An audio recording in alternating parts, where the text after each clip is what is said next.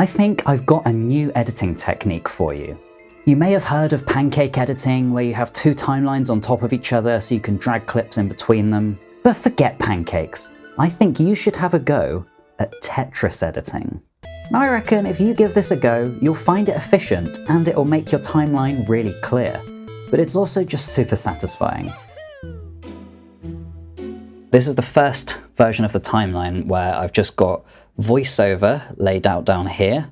These orange and blue bits are sections of interview that have just been sort of roughly spliced into the right place based on the script. I've got a few bits of music down here, but not done all of it yet. So here's where the Tetris comes in though, is this layer up here. All these blocks of color up here are placeholders for things that don't exist yet. And so the way I did it this time is, as I'm working, once each of these placeholders actually exists, it sort of falls down like a Tetris block. So this is the first version of the timeline. After the next day of work, boom. So up here was a placeholder for some B-roll montages, which were quite big for the video, so I did those first.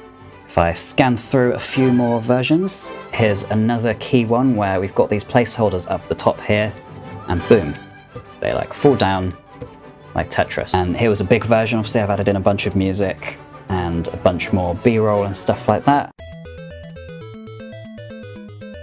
And so you can see the timeline's starting to look a lot more messy now, all these different layers and things going on. But from a glance, I can still see nothing has been done up here.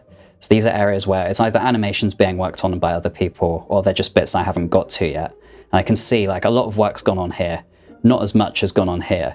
And I think this is better than if these layers were all down at the bottom, which would maybe look neater. It would be harder to see straight away.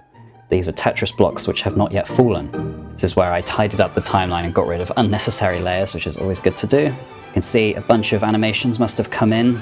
Another one's there. On the last day, you can see all these last layers where that's all that was left to be done. Boom, they're done, they've all fallen, and the video was complete. So, have I just reinvented the wheel and given it a fancy name, or is there something to this? Or do you have an even better technique? If so, please share it, I'd love to learn.